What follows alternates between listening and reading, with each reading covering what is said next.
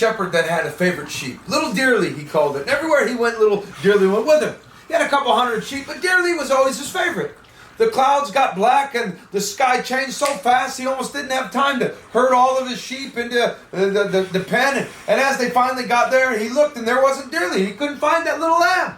He went out in the storm looking like the good shepherd leaves the 99. He left the rest and looked, couldn't find it. He couldn't sleep that night. The next day he went out and looked again, and the third day, and his wife says, "You got lots of sheep. You can't waste your life on this one." A couple of years went by, and he was up by a cave. And what did he hear? This little baa, baa.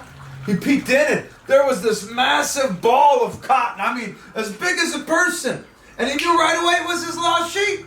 And it had been a couple of years, and he looked, and it was Dearly, but there were scars on its face. Its eyes had been infected. It had, those boogers peeling out. And its hair was massive. Literally, when they would shear it, it'd be 100 or 150 pounds. And then it was emaciated skeleton of a lamb. The lamb had been curious and veered off and walked away and struggled because it was alone.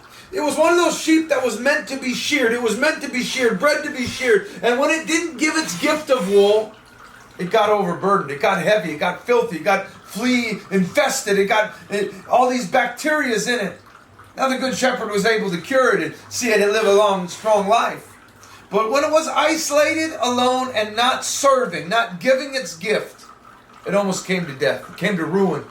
And when you isolate yourself, when you don't come to the assembly, when you don't come to church, when you make it about you, you're going to get infections. You're not going to have the good shepherd checking you. And you're not going to give your gift, and it's going to be a burden on you.